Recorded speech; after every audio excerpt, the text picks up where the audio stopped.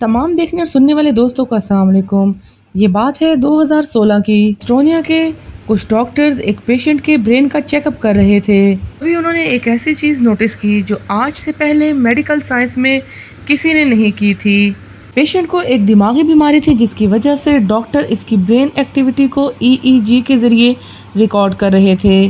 था तो ये डॉक्टर्स के लिए एक रूटीन का ब्रेन चेकअप, यानी वो बहुत नॉर्मली पेशेंट का टेस्ट कर रहे थे जैसे दूसरे पेशेंट का किया करते हैं। लेकिन उनको इस बात का बिल्कुल भी अंदाज़ा नहीं था कि इस टेस्ट के दौरान कुछ ऐसा होने वाला है जो पूरी मेडिकल साइंस को हिला कर रख देगा।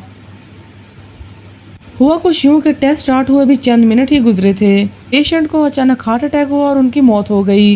ये हादसा डॉक्टर्स की ज़िंदगी में पहली बार हो रहा था कि कोई पेशेंट ब्रेन स्कैनिंग के दौरान ही दम तोड़ गया हो। डॉक्टर्स को इस बात का पूरा यकीन था कि मौत के वक्त पेशेंट के दिमाग में जो कुछ चल रहा होगा वो इस टेस्ट में भी रिकॉर्ड होगा, और हुआ भी कुछ ऐसा ही।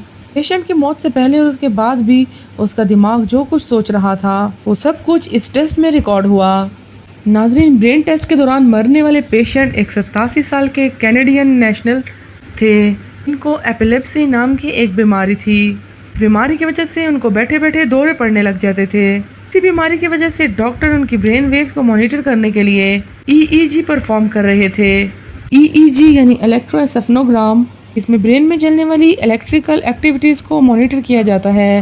टेस्ट के दौरान एक दर्जन से ज़्यादा इलेक्ट्रोड को पेशेंट के सर के ऊपर रखा जाता है। ब्रेन सेल से प्रोड्यूस होने वाले इलेक्ट्रिकल चार्जेस को डिटेक्ट करता है, फिर कंप्यूटर स्क्रीन पर शो करता है।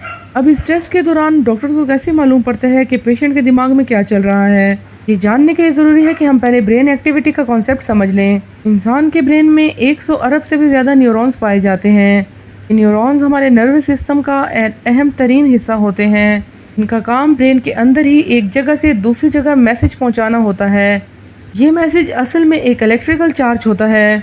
ब्रेन के एक हिस्से से ये न्यूरॉन भेजते हैं और दूसरे हिस्से के ये चार्ज रिसीव करते हैं, उस मैसेज को प्रोसेस करते हैं और फिर बॉडी पार्ट को कोई भी एक्शन परफॉर्म करने का सिग्नल देते हैं। ब्रेन में हर वक्त इतने ज़्यादा प्रोसेस एक साथ हो रहे होते हैं, उनके नतीजे में बेशुमार इलेक्ट्रिकल चार्जेस एक जगह से दूसरी जगह मूव करते हैं।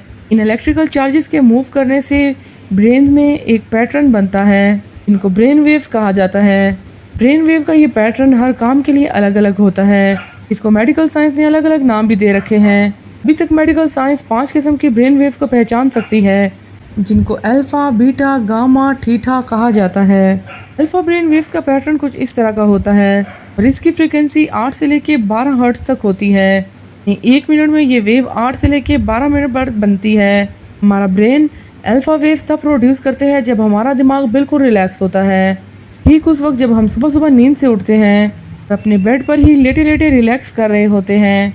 या फिर अल्फ़ा वेव्स तब भी प्रोड्यूस होती हैं जब हम योगा प्रैक्टिस करते हैं। अब जानते हैं बीटा वेव्स के बारे में। बीटा वेव्स का पैटर्न कुछ इस तरह का होता है, जिसकी फ्रिक्वेंसी 12.5 से लेकर 30 हर्ट्ज तक होती है। तब प्रोड्यूस होती है जब हम अच्छी तरह से जाग जाते हैं और अपने काम में बिजी होते हैं। इसके अलावा बीटा वेव्स तब प्रोड्यूस होती हैं जब हम कुछ सोच रहे होते हैं या फिर किसी चीज़ पर कॉन्सेंट्रेट कर रहे होते हैं। गामा वेव की फ्रिक्वेंसी 25 से लेकर 140 हर्ट्ज तक होती है। ये तमाम ब्रेन वेव में सबसे ज़्यादा फ्रिक्वेंसी वाली वेव होती है। हमारा ब्रेन गामा वेव तब प्रोड्यूस करते हैं जब हम बहुत ज़्यादा एक्टिव होते हैं, जब इंतहाई कॉम्प्लेक्स किस्म के काम को परफॉर्म कर रहे होते हैं। तो कोई लोग बहुत ज़्यादा इंटेलिजेंट होते हैं और कोई भी मुश्किल तरीन प्रॉब्लम का मिनटों में सोल्यूशन निकाल लेते हैं, उनके पीछे गामा वेव्स ही होती हैं। डेल्टा ब्रेन फ्रीक्वेंसीज तमाम फ्रीक्वेंसीज में सबसे कम होती है, कि फ्रीक्वेंसी सिर्फ 0.5 से लेकर 4 हर्ट्ज तक होती है। डेल्टा वेव्स हमारे ब्रेन में डीप स्लीप के दौरान पैदा होती हैं, यानी जब हम बहुत गहरी नींद सो रहे होते हैं। डेल्टा वेव हमारी बॉडी में कई हार्मोन्स पैदा करती है, ख़ास तौर पे ग्रोथ हार्मोन्स। ये वेव ज़्यादातर बच्चों में पाई जाती है। जैसे जैसे इंसान बड़ा होता जाता है, डेल्टा वेव्स भी कम होती जाती हैं। और अब सबसे आखिर में बात करते हैं थीटा वेव्स के बारे में। थीटा वेव की फ्रिक्वेंसी 4 से लेकर 7 हर्ट्ज तक होती है। किसी भी चीज़ को मेमोराइज करने, न्यू स्किल्स सीखने और डे ड्रीमिंग के दौरान ब्रेन में पैदा होती हैं। अब हम जब ब्रेन वेव्स को जान चुके हैं तो अब हमें उस पेशेंट के ब्रेन स्कैन को समझने में आसानी होगी।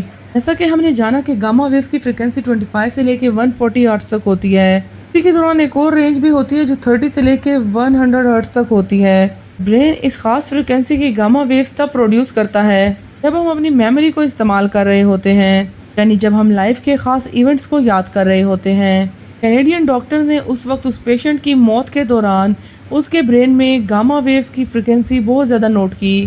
खास तौर पर उस रेंज में आ रही थी जब इंसान अपनी लाइफ की मेमोरीज को रिकॉल कर रहा होता है। इससे पहले भी साइंसदानों ने मरते वक्त लोगों की ब्रेन एक्टिविटी को नोटिस करने की कोशिश की थी, लेकिन वो पूरी तरह उनको रिकॉर्ड नहीं कर पाए थे।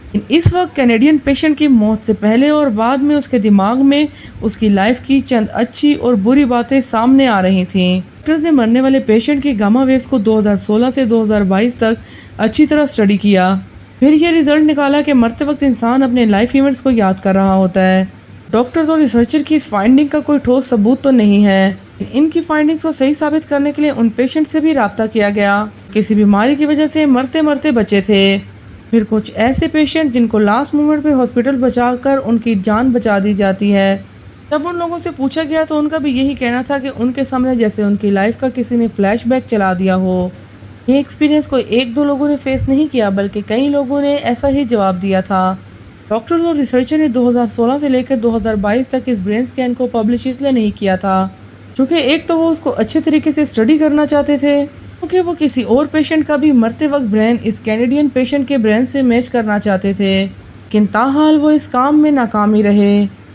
अब चूँकि डॉक्टर्स के पास एक शख्स का ही मरते वक्त का ब्रेन स्कैन है, लिहाजा उनकी ये फाइंडिंग काफ़ी ज़्यादा कंट्रोवर्शियल भी है। डॉक्टर्स ने रिसर्च पेपर में ये भी लिखा है कि कैनेडियन पेशेंट ऑलरेडी एक बीमारी से गुजर रहा था, जिसकी वजह से वो बहुत दवाइयाँ भी ले रहा था। ये दवाइयाँ भी ब्रेन एक्टिविटी को ऑल्टर कर सकती हैं, जिसकी वजह से रिज़ल्ट में फ़र्क पड़ सकता है। लेकिन बहरहाल इस बात के काफ़ी ज़्यादा चांसेस हैं। जब इंसान मर रहा होता है तो उसके सामने उसकी पूरी ज़िंदगी का एक फ्लैशबैक आ जाता है। अगर ये सच है तो जिसने अपनी ज़िंदगी में अच्छे काम किए होंगे, मरते वक्त उसके सामने वैसी ही चीज़ें रिपीट होंगी। जाहिर है जिसने बुरे कामों का रास्ता चुना होगा उसके सामने फ्लैशबैक भी वैसा ही आएगा। नाज़रीन, डॉक्टर्स की इस प्योर साइंटिफिक रिसर्च के बारे में वह क्या ख्याल है हमें कमेंट सेक्शन में ज़रूर बताइएगा, और वीडियो के आखिर में हमारे चैनल को सब्सक्राइब करना और वीडियो को लाइक करना ना भूलिएगा।